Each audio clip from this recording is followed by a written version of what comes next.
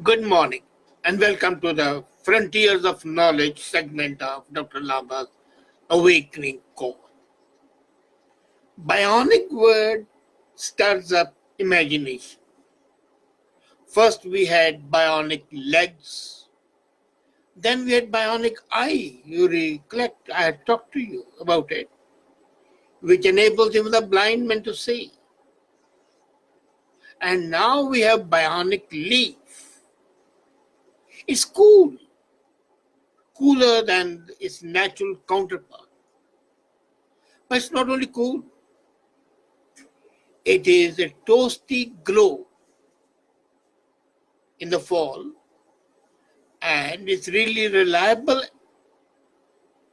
helpful, not only as a leaf, but which it can lead to a fertilizer revolution, where pesticides and the chemical fertilizers would be a thing of the past. And it's harnessing what? This leaf harnesses sun's power to create fuel. So it's a fuel source as well as it is a fertilizer source. And this leaf has been created by Daniel Nocera and Pamela Silver. They're working in MIT and they joined hands together. That bionic leaf is a sort of a mechanical leaf, and when sun hits it, the solar cells, which are as thin as the human hair, they are activated, and those arteries of the leaf, I'm calling them arteries because they are pulsating with light, they become activated, and the help of bacteria turn hydrogen into carbon dioxide into a fuel. The fuel is propanol, the same product which is in rubbing alcohol. And this is a colorless gas which can be used as a fuel. But hey, stop, that's not enough. A few tweaks to the architecture of the leaf and it creates what? A fertilizer. It takes in hydrogen to make it a fuel, and the material is bioplastic that is encapsulated in the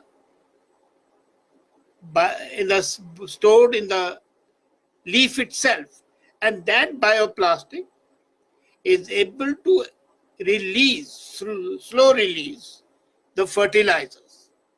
So the fuel of bacteria are created and they stimulate plant growth much more than originally thought. So this leaf may not be used next year, but according to the inventors, it is going to be such a change that the whole agriculture might be transformed. You see, many farmers outside advanced countries struggle to get tools like traditional fertilizers for the simple reason that chemical fertilizers have become the order of the day. And the situation is worse in the so-called advanced countries. And an advanced bionic prototype is many steps ahead of what we could have imagined. So this leaf, about which I had talked in my Facebook post on Monday, and I had given the picture of that leaf as well, has two benefits. A, it gives you fuel, and also it gives you fertilizer. And they say that the fertilizers fertilized by the bionic leaf would be 150 times more heavy. So the fruits and the vegetables, which ordinarily would weigh carryable weight, easily transported, may not be that easily transported because that will be more concentrated. One benefit, that the problem of hunger might be solved, the problem of food scarcity might be solved. A side effect, food might be wasted as well. But whatever you might say, you cannot deny that hydrogen-based fuel, one thing, which is coming out of this leaf. Second, rubbing alcohol coming out of this. And third, the bacterial hormones for the crops coming out of this leaf make it an ideal invention. As a matter of fact, the Nobel Committee is very actively looking at this invention because of its multi-use. And who knows, they might be next year's Nobel Prize winners. But whatever, we might say it's a great achievement. And now, let's talk of solar energy. We have talked enough of that. And we know that this is a renewable one, is an everlasting source and all that. And last time we had talked how solar cells have been created which can create energy even in the darkest moments. But could you have ever imagined that a solar energy can be converted into a liquid fuel and it can be stored? In Sweden, Chalmers University of Technology have developed solar energy which can be bottled up. So you develop the energy and the shape of a liquid, it comes into a bottle. It's a compound called norborudine. And that norborudine, when it's struck by the sunlight, rearranges its carbon, hydrogen, and nitrogen atoms into an energy storing isomer. It holds onto energy, and it is estimated 250 watt hours of energy per kilogram. 250 watts of energy per kilogram can be stored. Now, there are two major benefits of this. A, the energy can be stored and can be used when you need it. And while the solar cells creating solar energy in the dark are expensive, this they say is going to be very cheap and it will meet the real world needs. So you will be able to use the solar cell on the top of a car when it's traveling, and you have the solar energy in your fuel pump. So when you're driving, all of a sudden it becomes dark and you can't drive, possibly some storage is there but not enough, then this liquid solar energy can be utilized. And it's 250 watt hours per kilogram. That's the biggest benefit. So it's a breakthrough in the solar energy, making it transportable and more useful. What's more, adjusting the molecular makeup, it cannot break, the energy doesn't break down in the storage and retains its strength. As the scientists say that they have run it through 125 cycles. So it's recyclable itself. 1 kilogram you have it, you can use it and reuse it and reuse it. So it's a momentum it gives you, and the same thing is being reused. So it's a permanent solution to the problem. And then one thing more, it's a very system. Solar cell collector is there, storage is there, catalyst is there, and the heating is there. So the chained fuel flows through the transparent tubes and you get the energy all the time. And do you know, it can go up to what temperature? 145 degrees Fahrenheit, and there'll be no negative effect on it. So it can be used for heating in home or in business are using your vehicle or whatever you want to call it. And the biggest thing is storing and carrying it, transporting it. So these two developments were great, but then no, our scientists won't rest. And our frontiers of knowledge would keep on expanding.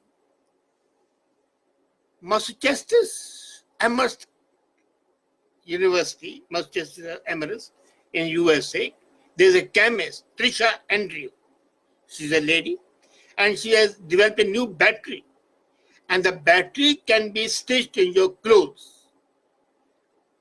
The use, all the wearables that you have, whether you have an Apple Watch, whether you have got thermal clothes, and you can sew this battery into your clothing like a piece of embroidery. How do you like it? It demonstrates the system that can be sewn into clothes, survives the usual wear and tear of everyday life, and gives people more autonomy. Now, people who are going to use the electronics, for example, your pacemaker you need, it can do that. You have a bionic eye, it can help you that. You have bionic knee, it can help you move it easily. Or you have got the wearables like, as I said earlier, the Apple Watch and others. The hurdle has also been there earlier, in the early stages of the invention, that you could not wash it. But now they have developed it so much that it can withstand any sort of cleaning. So once you embroider it in your shirt or in your trousers or in your vest, it is almost a permanent source of energy, a permanent battery that can enable your wearables to work. And then, what they showed it, that you throw it with the load of whites. The only thing is not the color.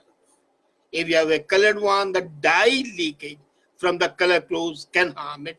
Otherwise, it's great. And the system stores and transfers an electrical charge. Whether the clothes in which it is crumpled, bent, rolled up, flat, whatever. There is no effect on the energy supply. This is again going to be, the biggest problem with energy is storage and transportability. And these two inventions we talked about today, this wearable battery and earlier one, the bionic leaf, are making both the storage and the transportability much easier, much more effective, and convenient. We live in an age of convenience. Even the harmful things like processed foods and everything are primarily for our convenience. So if convenience is a byword, the first and the third thing I talked about, the bionic leaf and the battery that you can stitch into your power wearables, is something which meets all the standards. Now the point is, when would these products be available? The bionic leaf has already called for commercialization, and there are more than 50 people, entrepreneurs, startups, who want to utilize that and manufacture it. Similarly, these people, the inventors who have invented this battery which can be stitched into clothes, are also looking for good entrepreneurs. Now, here comes the major thing. The startups have got to keep their eyes open. The entrepreneurs have got to keep their eyes open. For example, last year, when the tree was made, a single tree outside in your lawn, which can supply you power not only to your house, but also the other house. There is a plastic tree. The leaves are of plastic, so it utilizes both the solar and the wind energy to activate. I talked about it, if you remember. I had given him the picture of that tree. And in France now, those trees are being used in a lot. And the person who took that invention and commercialized it must be rolling in tons of money. I've just received a message that the batteries are blamed for pollution because of the material used to make them. Well, look here, let's be very clear. These both are, the first one is, of course, solar based, so there's no pollution. And the second one, again, is not polluting because it's not throwaway.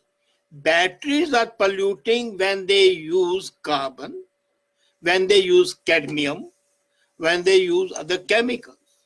But here, none of the chemicals is being used, so they are not polluting. So it's an added advantage. And there's another comment that clothes would be blamed for pollution. How can they be? If there's no pollution at all, it's a wearable, it's easily closed, and there is no chemical, no such metal which can be harmful. So those apprehensions are not justified. Anyway, these three inventions further widen your horizons of knowledge and take you many steps forward. How do you like it? I do. Thank you and have a nice day.